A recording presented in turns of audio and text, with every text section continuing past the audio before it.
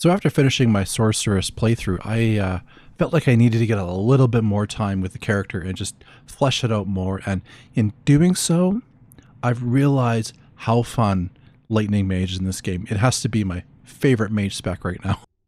I was thinking about doing like a full-fledged build for this character, but that's not really how things turned out. This I want to be more of a, I'm going to show you my perks, I'm going to show you what I'm wearing, and then we're going to do some mucking around, fighting enemies, showing how cool it is, really, because I'm kind of changing the way I view my builds too. They're not really, I've been kind of treating them like you would for like a game like Diablo or something like that, but just going to do a quick overview, and then I want to show you some cool stuff. Right, so once you get enough perk points, you actually don't really need too much gear. I got these Sublime shoes from the Sorceress outfit pack. It's part of that Sorceress mod from Dragon Crown. So this is really good. I have the corset too, but it's interesting to wear.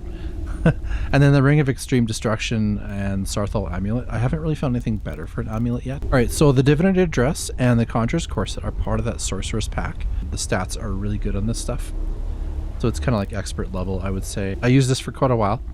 I haven't used it for on-stream videos or regular videos, but maybe done one or two. I don't remember. Yeah, it's interesting. But you can wear any robe you want. As soon as you get enough perk points in Destruction, it really doesn't matter. You barely use any mana. You know, once you get to a certain level. My mana is sitting at 534, and I'm level 47, and I like to put a little bit of points into stamina just to get some carry weight, and then, of course, a little bit of into health, about, yeah, 259. We want to pump a lot of into mana so you have enough shocks to go around. I also like using the dagger for the conjure, or the conjured weapon, because the bound weapons will cut flesh and spirit, reducing their magic resistance.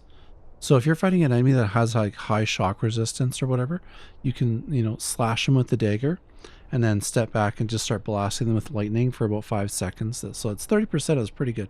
And you also get extra attack damage and armor rating for 5 seconds when you hit with the conjured weapon as well. So I found that this mix actually works fairly decently. And I don't put in any points in lighter heavy armor because obviously we're using cloth to get that perk out of destruction to deal 30% more damage. And I did put the rest of my points in restoration because I do heal quite a bit. It is a glass cannon spec, like you do get hit really friggin' hard. So the only way I went was 2 out of 2 here, Descendant, Light, and then Edgewalker, and I left everything else alone.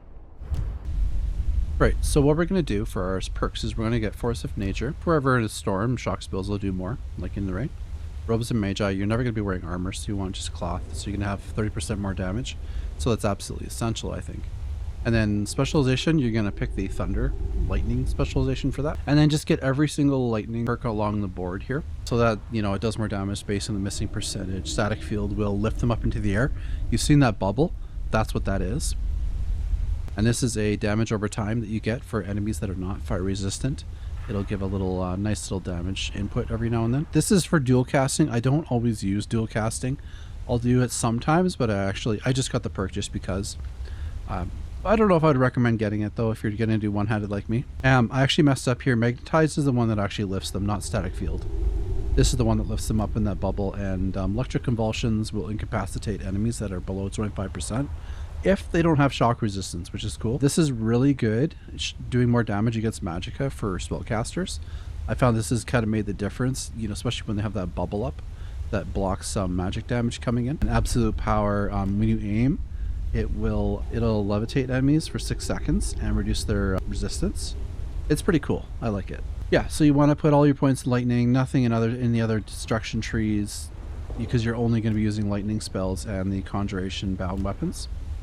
And that is pretty much it. Someone there?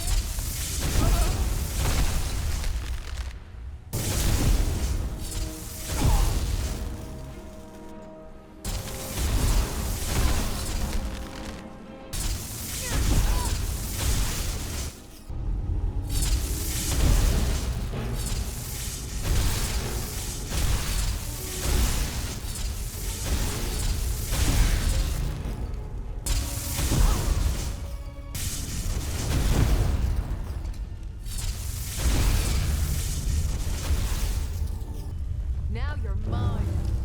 Someone there?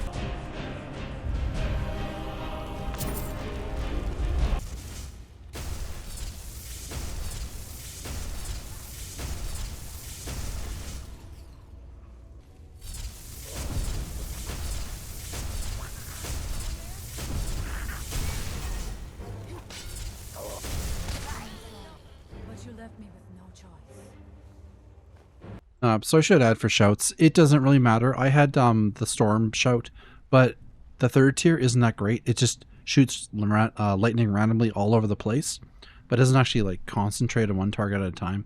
So I actually found that the cyclone shout from Dragonborn actually works really well. You know, it does a lot of damage. It hits him in a straight line and then shoots him up into the air, to which I can shock them while they're flung up in the air, which works perfectly for me. Yeah, so this is just a fun little build I thought I would share. It's not like you know, one of my normal builds, but it was just kind of something fun that I found. And I should also add it with the Sorceress mod. You also it does hard requirement for Ordinator, because that's where a lot of my spells and cool effects are from that mod. So that it has a lot of good compatibility though with a lot of stuff. So